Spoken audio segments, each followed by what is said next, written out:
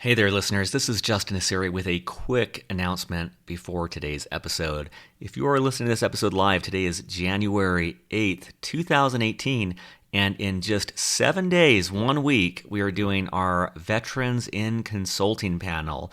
It is not too late to register, and if you are at all even considering consulting, I highly recommend you register for this seminar. As I've said before, we will cover everything you need to know about it, how to get there. Just trust me, everything you could possibly want to know about consulting. So make sure you register today. Don't miss out on this opportunity. Thanks and enjoy today's episode. Welcome back to Beyond the Uniform. I'm Justin Asiri, and each week I meet with veterans, have them explain to an active duty military audience what it is they do, how they got there, and what advice they'd give to other veterans who want to go in that same direction. Today is episode number 144 with Kristen Sproat Colley. A lot of the time veterans have these skill sets, but they don't know how to actually make it relevant for the civilian world. So a lot of people will say, well, I did X, Y, and Z, rather than, I am skilled at A, B, and C because I did X, Y, and Z. And being able to translate what you did into what you can continue doing and what you are capable of is a huge step towards getting a foot in the door at a consulting firm or really any job beyond. Well, my guest today is also one of the members of the Veterans in Consulting panel. Kristen is awesome. She does a great job of really diving into a lot of nitty-gritty details that I think will be helpful to the Beyond the Uniform community. And she does it in a way that's very interesting, very accessible, and also not boring, which is a hard combination of things to do. A couple reasons I think you might want to listen to today's episode. First of all, what life is like in consulting. She talks about the types of projects she's done. She talks about what her hours are like. I think it'll be very, very interesting if you're considering this as a career path. But even if you're not thinking of consulting, she talks about translating your skill sets, how vital it is to talk about not just what you did in the military, but the skills that you refined and honed in whatever branch of service you served. She's got a lot of great things to talk about there. She talks about preparing for interviews, lots of tangible advice there. And she also talks about a misconception with consulting that I think is also very true in many other fields for veterans. We get into this a little bit in a discussion about veterans expecting to be more senior than they are usually than when they, as opposed to where they actually do start. I think you'll find that interesting regardless of your intended career path. A couple admin items. First of all, if you haven't signed up for our email newsletter, please do so. Starting to send out more surveys, get more feedback from the community. That is my primary vehicle for doing so. Feedback in general is very much appreciated. Any advice on how to make the show better, how to investigate whatever you're interested in doing in your civilian career, I'm all ears. Facebook, LinkedIn, Twitter, Beyond the Uniform, website, however you want to get a hold of me, please do. And on that note, in terms of feedback, if you have positive things to say about the show, I would love for you to say them on iTunes. iTunes reviews are the best way I've found to get word out about this show to help more veterans. So if you take the time to leave a review, you are literally helping other veterans get this information. Show notes for this show are great to check out at beyondtheuniform.io. We go through a lot of different recommendations. Kristen talks about books. She talks about publications that she does. The publications I think are worth looking at for anyone, no matter what career you're going into, just to become more conversant on what's going on in the world, what's going on in business. So with that, let's dive into my interview with Kristen Sproat Colley. Joining me today in Washington, D.C. is Kristen Sproat Colley. Kristen, welcome to Beyond the Uniform. Thanks, Justin. Appreciate it. So Kristen is a consultant at the Boston Consulting Group in their D.C. office. She started out at the US Naval Academy and earned an MS from Oxford University in forced migration. She served as an officer in the Marine Corps for 8 years prior to making her transition to the Boston Consulting Group. At BCG, she has worked on blockchain integration with the global supply chain for a technology company, economic and social strategy implementation for a Middle Eastern government, and foreign business development for a U.S. defense company. So, Kristen, maybe to start things off, if you were talking to someone who's on active duty, how would you explain to them what you do for a living? Yeah, this is a favorite question, and I haven't found that perfect answer yet, but I would say at its core, consulting is really about coming up with optimal solutions for very messy and complex problems. And we generally know that there's approximately a problem, and then we go into the analysis to figure out what are the biggest drivers of those problems, what are the key issues that are causing them, and then starting to come up with what are essentially different courses of action and that are evidence-based and data-based for the most part, and partially based on just the experience across the firm. And then we recommend those to the decision makers within the organization. The entire process is actually similar to the military planning processes, although the day-to-day work often is focused on only like a piece of that, for instance, just the analysis or just the development of the COA. Mm. And so when you translate that to kind of day-to-day activities, what does your day-to-day life look like? And feel free to go into as granular detail as you'd like on that. Okay, yeah. So it varies a lot from project to project, but I will try and give a generic version or something that's kind of more applicable across the board. So we normally travel to the client site for 3 to 4 days a week. So it's a Monday morning, I'll get up early and hop on the plane. But other than that, I'll normally get up around 6:30, go work out. I'm at work by 9, which is either the office or the client site. And first thing, I'll generally align with my manager on what we're working on that day, what the schedule looks like, if there's any group things we need to do. And then when I get time for myself to start my actual work, there's a couple different things I'll do. I'll have interview phone calls with experts in the area of work that I'm looking into. I'll have discussion periods with the client where we sit down and go over ideas and brainstorm or iterate on whatever the solution for that at that point in time we think is.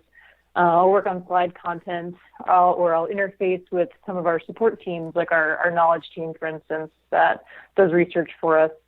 Generally, as a team, we'll get lunch together, chat about whatever's going on, and then after lunch, I'll generally check in with my manager again and say, this is kind of where I am, or get his feedback on what I'm thinking for my next set of steps, or any interesting insights that I think I've developed that day.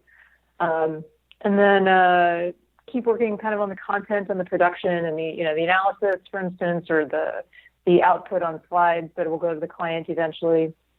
I'll generally grab dinner as a team, and then I'll go back to the hotel, talk to my husband, chill out, and then probably finish up work. It depends a lot on the project and what we're doing at that point in time, but trying to finish up around maybe 11 or so. And then I'll make sure we've got a lot of offshore resources, so I'll try and utilize them so that I can, rather than spending my time on slide design, I can utilize them to help me make everything look good overnight and then have it ready to go for the next morning. Around the clock operation. I love it. Yeah, try and take advantage of it. What about on the weekends? I know a lot of listeners are always curious to learn about the work-life balance. It sounds like during the week it can be quite intense. How does that look on the weekends? Yeah, so it's a good question. So at BCG in the U.S., it's actually been great. When I've worked in the U.S., there were only 2 weekends that I actually worked. Personally, I like to put in maybe an hour or two on Sunday just to plan my week. But there were only 2 weekends I legitimately had to work while I've been in the U.S. Now, I have also done projects overseas, and the attitude changes a bit over there. But BCG is actually very, very good. I think a lot of the consulting firms are realizing now that to keep good people, we want a life as well. So part of it's about setting boundaries for yourself, but generally I've always had a good experience where my weekends are my own. And I wanted to dive in just to some of the examples that I highlighted, or examples of the projects that I highlighted in the intro.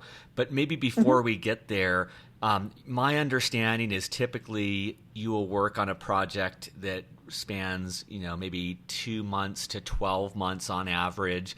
And I'm curious if you could tell us a little bit more about how you end up selecting a project, and then if you could give some examples of projects that you've worked on. Sure. So the different consulting firms have very different models for staffing and for length of project. So at my firm, and I think a lot of the strategy consulting firms, projects can really be anywhere from like 2 weeks to 6 months most of the time.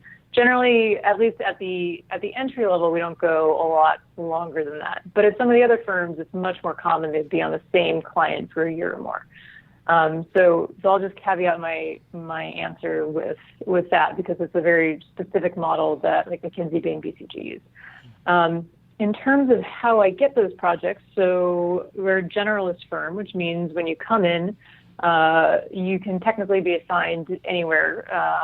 If you have certain skills, then you can, like I've worked with a lot of people, for instance, who are doctors or have a PhD in biopharmacology, and then they tend to work in healthcare more, for instance, and they can kind of trend in that direction, but they're not limited to that. So when I came in, for instance, I had a pretty good sense of the military, but I intentionally wanted to try something outside of that. And so I made it known that I only wanted to do private sector work, but I was willing to experiment within that and see what different opportunities there were for the first year of the firm, at least.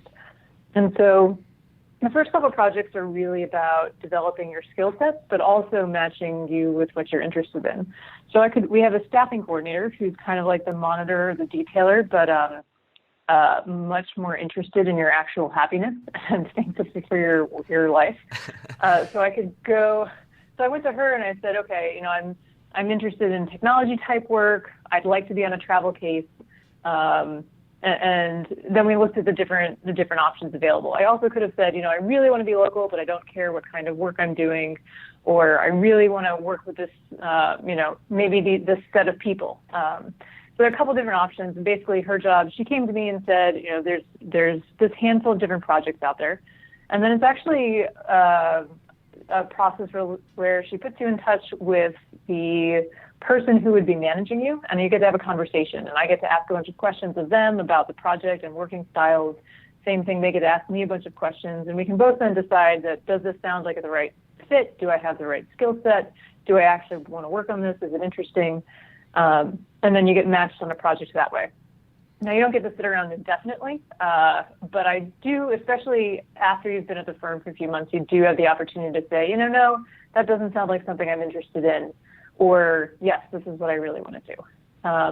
And so for me, for instance, I was pretty flexible for the first year, and then after a year, I walked into staffing's office and I said, I want to do a project in the Middle East. What's available? And she said, why do you want to do that? But okay. And I promptly got staffed at a public sector case that I really enjoyed. Now I'm going through this process again of identifying where I'm going to wind up. And I went back to staffing and I said, I think I want to do something in public sector or in defense. And they gave me a couple options. I got to talk to the partners involved. I got to talk to the person I'd be working directly for. And now it's really up to me to say, yes, I think this is the case that I want to be on, or no, this isn't the case. I think I'd rather wait for something else, or actively look for something else. So it's both. There's somebody who meets the needs of the firm, but it's also it can be networking, and it can be me finding a good group of people I like working with, and as long as they're still selling work, they'll keep me working for them. So it's a good balance of having somebody to help support you, but also being able to take things into your own hands and having some agency to find the work that you actually like. I love that. I love that crisp description too. And one of the things I think that might appeal to listeners on active duty about consulting is, from my standpoint, Kristen, and I'm curious your thoughts on this. It sounds like a reason this is appealing is you get lots of mini jobs. It's almost like having 8 different jobs within a 2-year time frame. And I love how you're able to, because this is what I think a lot of people approach a job search, where it's, are you going to prioritize the functional role that you're doing? Are you going to prioritize the industry or the location or the team? And in each case, you're able to refine that and say, like, hey, I really like technology. I want to do that again. Or I've ruled out technology as something I like. I would rather focus on something else. And so it allows you very, very rapidly to get an immense amount of work experience and hopefully refine exactly where you want to dedicate your time in terms of cultivating specific skills. Yeah, exactly. I think that's one of the best things about it and that I like. And you're right. I think I've had probably 7 projects or so, plus a couple help on proposals over a 2-year period. And exactly, I could try out a bunch of things, see if I liked them, and then say, no, I liked them, but actually my passion does still lie in this other area. Let me go back to that. And it's really up to me to be able to say, this is what I want, this is where I want to go. Am I actually like making inroads in the right with the right people? And then pursue a passion that way. And even within that, there's so many different types of problems that it's never the same thing twice. Every company, every client is different, and the types of issues they face are different. So even if it's the same client, it's always a new set of problems, a new analysis that has to be done, a new set of clients to work with. It's a really fascinating set of work that I really enjoy. That's great. And the team size, when you think back on those 8 projects, what does the typical team look like, and how are you interacting with them on a day-to-day basis? Yeah, so it varies quite drastically. I've had a project where it was myself and then a project leader, which is the kind of a first-line manager, and then one other person at my skill level. And then we were the only people interacting every day, the 3 of us, and then reporting to working for a partner whom we'd see a couple times a week. And then I've also had a project where we were 25 people probably, and it was me and maybe 3 other people of my skill set reporting to a manager, and then to a project leader, and then there was an individual above him, and then there were a couple partners on the team, and then there was the client. So it varies pretty drastically, just depending on what you're doing and the size of the project overall, and how long it is, and how drastic a change it is. So it's really, there's benefits and drawbacks to both being on a small team or a big team. Some people only like the bigger teams and only like the longer projects, and some people like the other models as well. So it gives you, it's just another factor to optimize for when you're looking for projects that you want to be on. That's great. And so maybe I just love the way that you're explaining each of these things.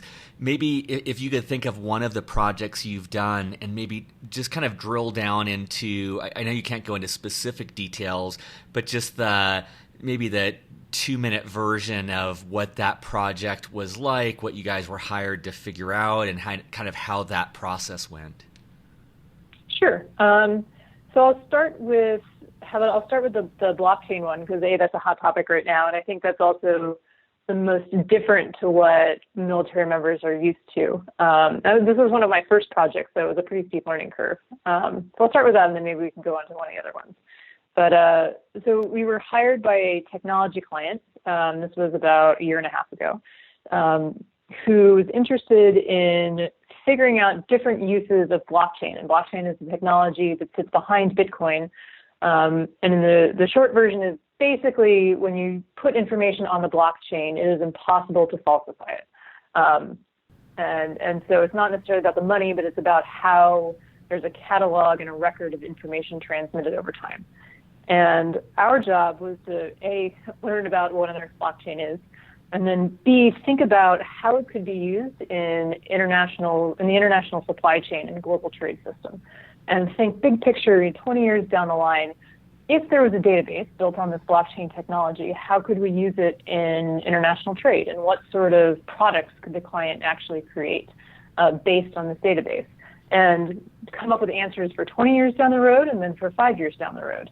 And if they decided to pursue one of those 5-year products, then what are the steps they would have to take to actually implement them? So I got to work with experts on blockchain and learn all about how that works, work with experts on international shipping. Got to go visit a shipyard and see how things come in from China and get offloaded and all the paperwork that works with all the containers coming in. And then figure out not only how you marry those two practically, but also who the potential customers down the road could be. Or could governments want to pay for this information to do counter-smuggling? Could other companies want to pay for this information to help better understand their own supply chains and integration? And so we put together a couple product ideas and then kind of back plans into the short term, in 5 years, what does this look like? And then what sort of steps does the client need to take to get there? And so it was a really interesting mix of technology and business and kind of long-term strategy and then short-term strategy as well. I love that too because these companies are not hiring a company like Boston Consulting Group because they're not intelligent or not capable. Like these are incredibly complex problems that you're talking about solving. And one thing I think that a lot of veterans would appreciate is I think especially on the officer side, you're not really ever the subject matter expert. You're having to go to lots of people and learn very quickly and take that information and do something with it. What you described sounds similar to that, where you're talking to these blockchain experts and you're talking to different people to really synthesize all this information and come up with one cohesive solution or answer or direction, which sounds analogous to the work that a lot of people have done in the military. Yeah, exactly. And then that's one of the things we get asked a lot as consultants. You're an outsider, you don't know the company. How can you possibly solve the problems that the company is not sure about? And it's not that we're any smarter or that we are more capable as individuals than the best and brightest in the companies. It's that we can bring a different lens and a different focus and an ability to quickly understand what's important, get up to speed using the resources of the firms and doing research quickly, and then working with the client to kind of fill in our knowledge gaps, and then come up with the actual potential solutions. It's really a problem-solving role, and the skill sets needed to break down a problem into its components, understand what the key components are, and then brainstorm solutions. Is the skill set that we bring. And you lay that on top of a client's detailed knowledge, and that's what actually gets you to a good set of solutions. And in that example, with the blockchain integration, do you have any insight into what they did with those recommendations? I've heard one of the complaints about consulting, especially for veterans, is because we're so operationally focused, it can be strange to come up with a recommendation but never actually implement and never actually see what happens. And I'm just kind of curious your thoughts on that, and then in this specific case, if you ended up seeing what happened with that recommendation. Yeah, definitely. I would say this is another thing that's different between the different types of consulting firms. So that is one of the complaints around strategy consulting firms, is that we come up with these ideas and we hand them off, and then you don't really know what actually happens to it. You don't get to sit around and see it implemented. Some consulting firms do more of the implementation, and I would say if veterans are interested in, if you like that, then look for one of the firms that is focused on implementation. I know for me personally, I love the planning process, so that's why I stick with the as nerdy as that sounds, that's why I stick with the strategy firms. In terms of actually seeing what happens, I would say, so in this specific case, I've started to see our recommendations be implemented, and I've seen articles about it in the Wall Street Journal and TV, and it's really gratifying to actually see those recommendations implemented and know that that was something that we came up with in an office in New York and we're able to suggest to the clients. And I would say, in the other cases that I've done too, you don't always see the recommendations implemented. Sometimes the client doesn't like them and won't move forward with them. Sometimes it's not the right time. But most of the projects I've worked on, I've seen or heard of the implementation after the fact. And yeah, it's very gratifying. That's great. And then maybe just for contrast, could you share one more project and kind of what that looked like? Sure. So I worked for, maybe this one will hit home a little more with veterans, but I worked for a US defense company that's setting up a subsidiary in the Middle East. And they've got a brand new subsidiary out there, and they've been operating in the region for a while, but there's a lot more new business development that has to happen. And so they had a very small team, but they needed extra help. So I went in and helped them figure out, okay, in this region, who are the key stakeholders that we need to be thinking about? We have a client have a strategy. How do we actually accomplish that strategy by meeting the right people? And how do we keep this brand new team that's in this foreign country on board and doing the right meetings and the right cadence of interacting with the right people in this foreign context to actually achieve the elements of that strategy. And then how do we design the organization, because it's a brand new organization? How do we bring the right people on board, and who do those people need to be, again, in order to accomplish that strategy that had been set out? And so there were a lot of different pieces to this. There was some research piece, there was some understanding the cultural context, both of the foreign country as well as of the client, and then being able to work directly with the CEO of the subsidiary to make recommendations and help him start implementing things that he just had not been familiar with before and didn't have the bandwidth or the personnel to actually get this company up and running. That's great. That's great. And I want to rewind a little bit and talk a little bit more about how you made the transition to Boston Consulting Group, but I just want to give listeners some context. I did some research on this, and when it comes to a top 3 consulting firm, which is by Forbes magazine considered to be McKinsey, Boston Consulting Group, Bain, when I looked at the data on LinkedIn, less than 7% of veterans are able to go directly from active duty to one of those firms. 84% end up going to school, usually an MBA program, and then about 9% end up going to industry and working for a little while and then doing that transition. So I'm particularly fascinated, Kristen, because I think that you're at the extreme of someone who is able to pull off what seems like from an outside perspective to be exceptionally difficult. And I'm curious what you did while on active duty that helped prepare you for this transition. Sure. So I got my master's immediately after college in, like you said, forced migration and refugee studies. So nothing that has to do with business in any way, shape, or form. It was very useful in the Marine Corps, but not necessarily, the content doesn't necessarily transfer to what I work on in BCG, although the critical thinking skill sets definitely do.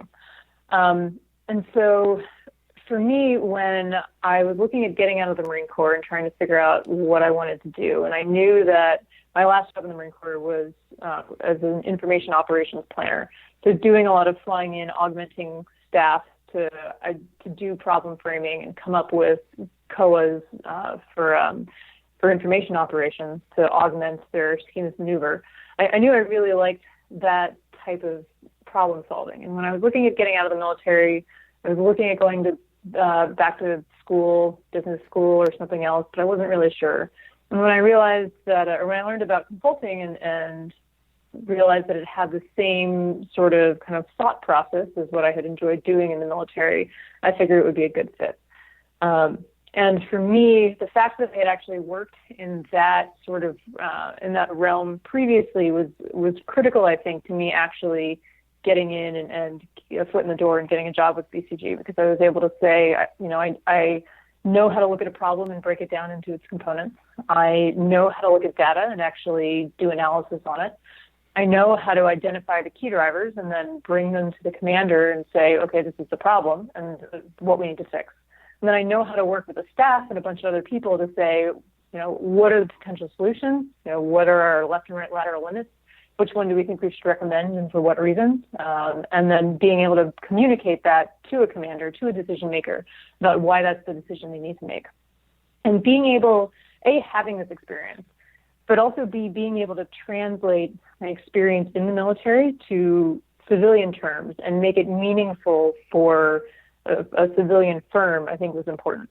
Because I see a lot of the time veterans have these skill sets, but they don't know how to actually make it relevant for the civilian world.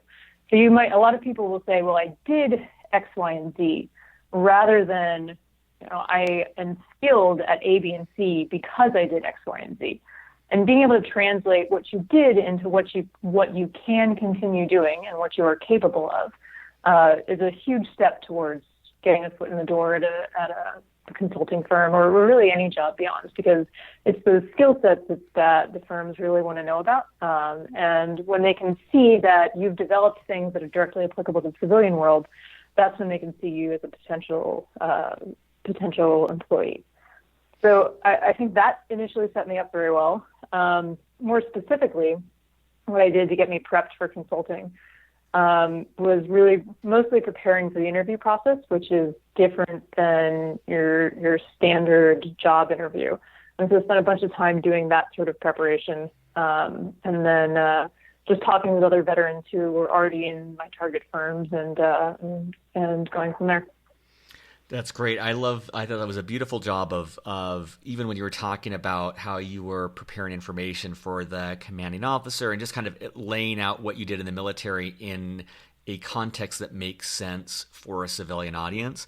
And I completely agree with what you're saying. It's kind of incumbent on each veteran to spoon feed the hiring manager, whether it's in consulting or whatever else, being able to show them the skills that you possess that are applicable to the job to which you're applying, and telling that story of how you put that to work in the military. So I think that's really, really fantastic how you articulated that. I'm wondering, what was, you talked a little bit about preparing for the interview. Could you take us through, when you actually, could you take us through how you applied to the Boston Consulting Group and then what the actual interview process looked like? Sure. So when I started doing my research, I narrowed down my focus to 5 different firms that I was interested in. And I took a 2-pronged approach. One, I went to the Service Academy Career Conference in DC, which happens once a year. And a couple of the firms were there, and I was able to chat with recruiters directly, which helped. The other prong that I took that I think was just as much, if not more helpful, was identifying people that I knew that were already working at those companies and could introduce me to others. So I had one friend whom I deployed with several years prior, who got out, gone to business school, was just got accepted into one of the firms, and he was instrumental in getting me up to speed, helping me figure out how I needed to prep, and then doing the practice interviews with me and whatnot, and then connecting me with other people at other firms to help me out as well. And so having that veterans connection and leveraging that common background, I think is really critical, because most of these firms that have veterans networks, they tend to be very supportive and want to help. We want to help each other out and give each other a leg up over time. And so what I did to actually prep for the interviews, so there's 2 pieces of each interview. There's a case interview, and then there's the fit portion, we call it. And the fit portion is more similar to what you're traditionally used to in an interview. Tell me about a time that you had to take a difficult decision or showed leadership skills or whatever that might be. And that requires preparation. You have to have a ready answer that you can tailor, that shows you being in the situation, but is also engaging for your interviewer. That takes some preparation. But there's also this case interview piece, which is different than really any other interview process. And basically what a case interview is your interviewer will give you a very generic question. It could be, for instance, from one of the practice cases I did was, our client is a new firm that's looking at sending tourists into space for 15-minute flights. How many people do you think are interested, and how much should they charge? And that's it. And that's a huge problem when you sit there and think about it. It's kind of overwhelming. But what it does is it forces you to break down a problem into the components and figure out how to actually do the analysis and ask the right questions to get to a reasonable answer. And so I learned through reading a couple books and then doing a whole bunch of practice interviews how to actually break down a very large nebulous problem like that into a set of clearly defined questions and data that I would want, and then answers to move on.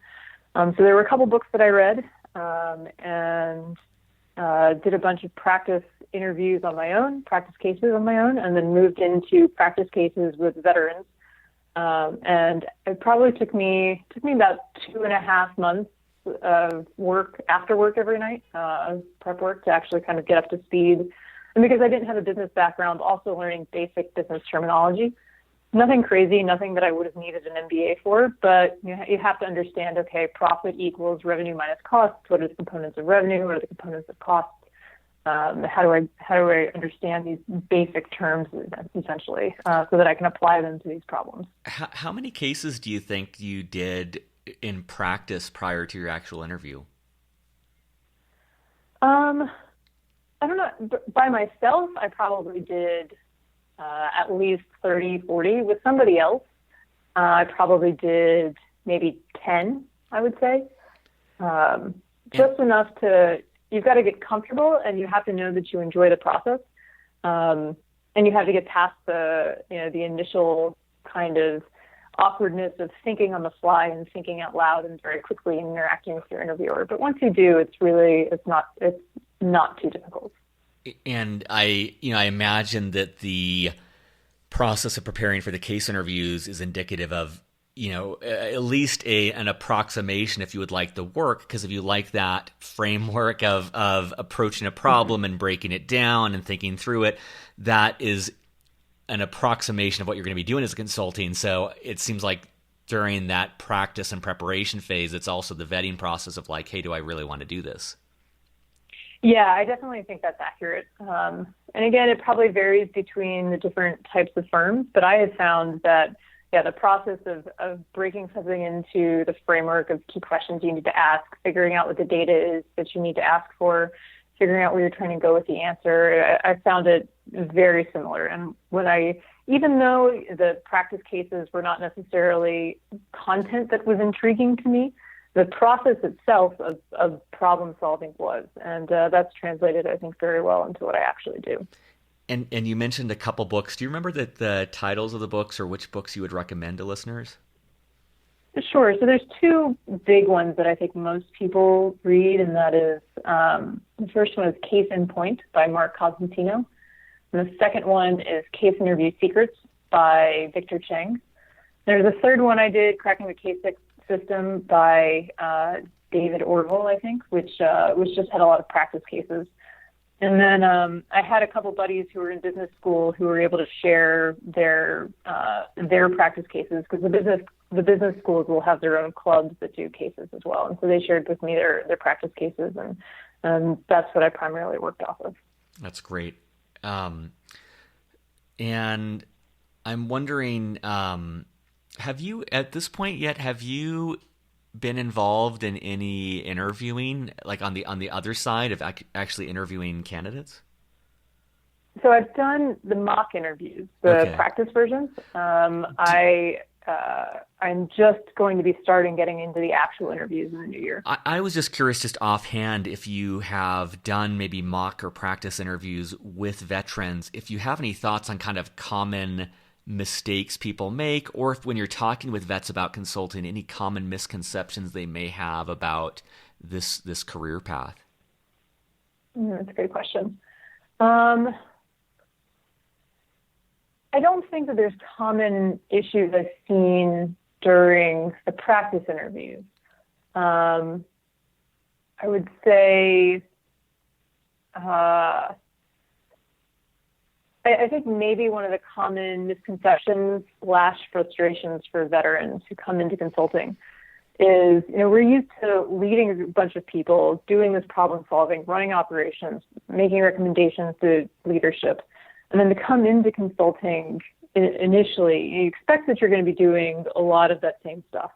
And the first year or so is not. It's getting the understanding of how the firms work. It's knowing how to do the analysis in detail the way you're expected to in consulting, which is a lot of digging into data, a lot of refining presentations in a way that veterans normally don't. We're used to communicating, what is the bluff? It doesn't matter if I have two boxes that are misaligned, but the commander needs to know X, Y, and Z. And kind of readjusting your understanding of which aspects of communication are important, and disciplining yourself to adjust to the culture of a firm is sometimes a little bit tough for veterans, I think, and it takes a little while to kind of warm up to that and get over that hump. Plus, you're simultaneously adjusting to the fact that you don't have people working for you anymore. You are expected to be interacting with the client. You do have some responsibilities overseeing different knowledge resources, or you might have a brand new summer associate that's working for you, but it's not quite the same. And it takes a couple years to get back to a point of being in a normal management position that we're used to. So it doesn't mean there's no opportunities for leadership or no opportunities for management prior to that. But sometimes veterans will come in thinking, well, I already did all these great things. I should be more advanced. But the truth is we're really good at some stuff and we also kind of suck at some other stuff. So you've got to get past that initial learning hump. And then kind of once you hit your stride and get going, that's when the veteran skill sets really start to shine. And I think we start to feel more comfortable. That's great. It's funny. I would echo everything you just said for the MBA as well, because I think my experience was you spend 2 years doing cases and kind of acting as if you're CEO of this major company, and then you go out of the into the workforce. And most of my classmates are working for the person who graduated from business school 4 years ago, and it's that Right. desire to be at the top, and it takes a while to get there. And I can imagine for myself and for most veterans, when you walk into that job, like you're itching, and you've have done incredible things. Like you've been in command of a warship, you've been, in charge of a squadron, and then to kind of have to be more in the operator, doer, analyst position rather than the person calling the shots can be a little bit jarring. And I like how you articulated that, because it's like, and you need some seasoning to get exposure to those other aspects to really be a competent manager. And that's why it takes a couple of years to get to that position. Mm-hmm, exactly. But I have found as well, like, because we do shine at some things, we end up getting put into positions more quickly as long as you can meet those other requirements. For instance, vets tend to be good at briefing. We tend to be good at interacting with senior leadership.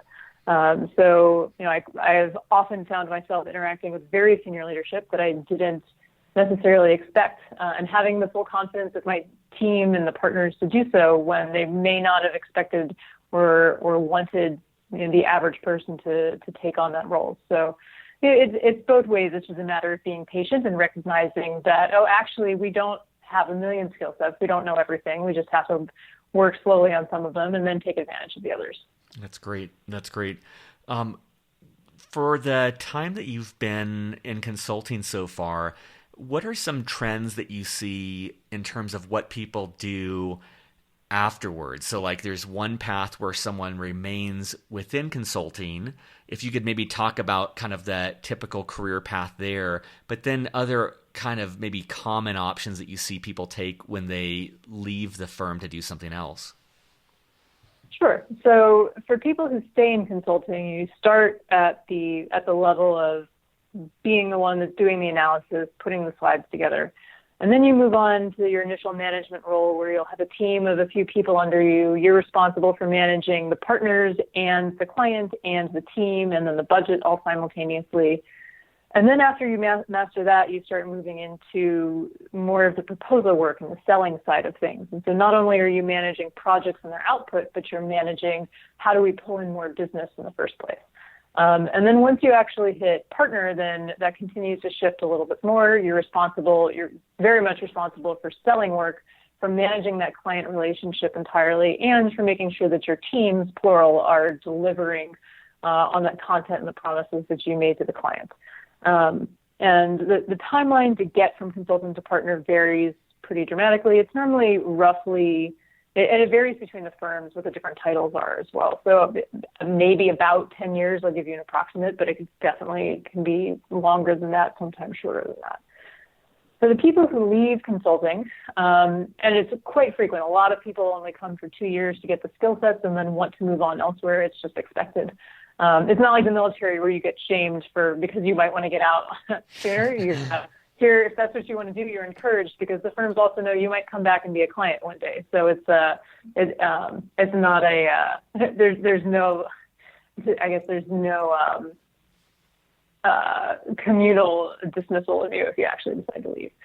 And so I've seen a lot of people will go try their hand at an operations role where they actually have some sort of profit and loss statement that they're responsible for, especially people who haven't necessarily done that before. I think veterans, we've managed people before. We've done the operations side of things. So some people miss that and want to go back to it. A lot of people in consulting have never done that before and want to try their hand at it.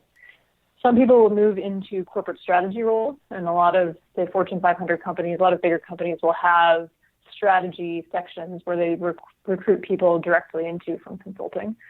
A lot of people go into startups, and once they get basic business experience, they understand basic problem solving from a consultant's viewpoint. They want to go try their hand at whatever that new startup is, or that their friend is doing, or pursue their own dreams like that. So I'd say those are probably the main exit paths that I've seen. That's great. That's really exceptional.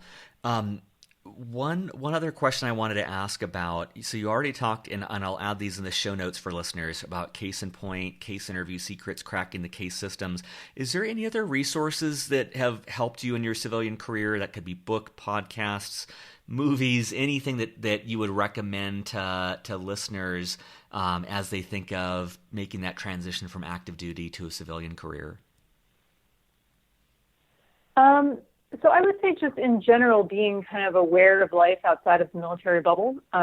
So for me, a lot of it was reading The Economist every week, so I know what's happening. Starting to read the Wall Street Journal, so I not only understand the economy, but how the role businesses play in it. Listening to the NPR Marketplace Report on my way home from work in the afternoon, like just starting to get immersed in kind of that knowledge. You don't need to know specifics. You don't need to be able to rattle off what the Dow Jones is doing this week. Definitely not. But just to kind of understand what are common problems in the economy, what are different industries doing, are the airlines facing problems right now, are the what is going on with tech companies in terms of Bitcoin or whatever. Like just having that general knowledge and understanding kind of the economic landscape allows you to know a little bit more about the context that potential clients will be facing. And it allows you to interact in a way that your interviewers will understand, because they're not familiar with the military background. And although they're incredibly interested in it, and I found I had great conversations about what I did in the military with my peers and with my interviewers during the process, they also need to know that you can move into a client site and have a conversation about the latest trends at that client. And so you're not expected to know before you go necessarily, but you need to know enough about what's going on outside of the national security world to actually have a reasonable conversation with somebody. That's great. That's great. Well, I always like to reserve the last question as open-ended, and that's just that we've covered a lot of great answers to questions that I asked, but I'm sure there's things that you'd like to talk about or share that I haven't asked about. And so knowing that you've got an audience of people on active duty or people recently transitioned, any final words of wisdom to share with them?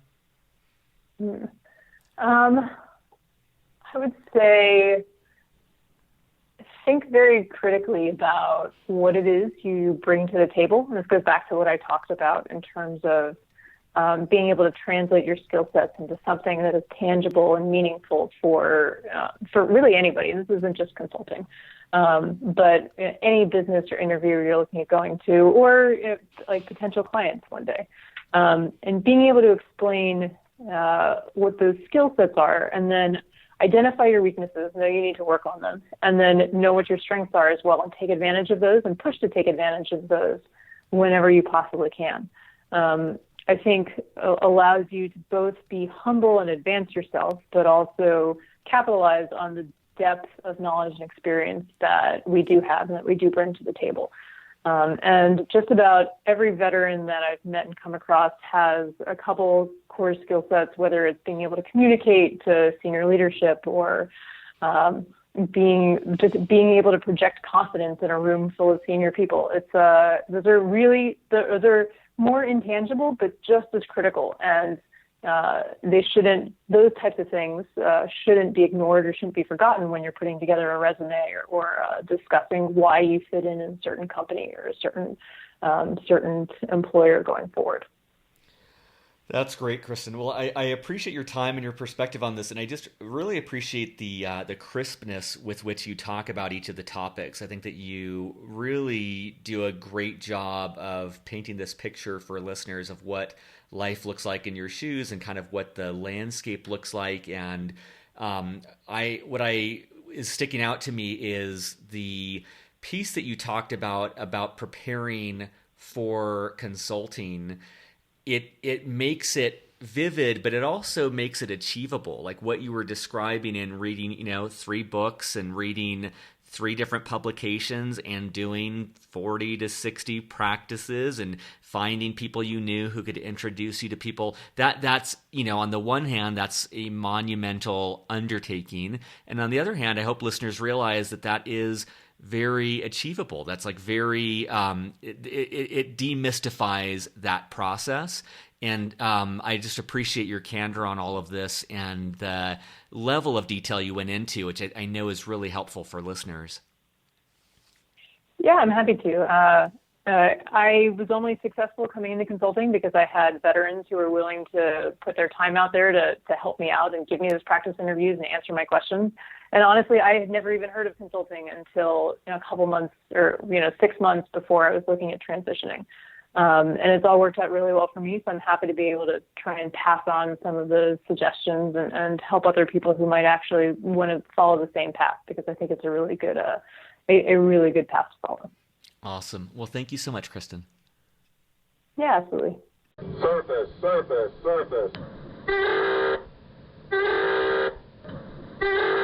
All right. Thank you for listening to my interview with Kristen. I hope you enjoyed it. I hope that if you're thinking of consulting, you are joining us on the Vets in Consulting seminar coming up. Yeah, that's all. I guess I'll plug a couple resources that I really am big fans of. American Corporate Partners, great for connecting you with mentors. The Service to School organization, great for connecting you with schools and helping you figure that out. Both are absolutely free for you as a veteran.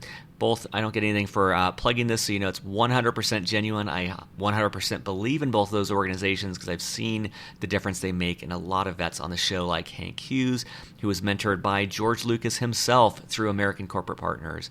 That's all for this week. I'll be back next week with more interviews with veterans talking about their civilian career. Have a great week and be safe.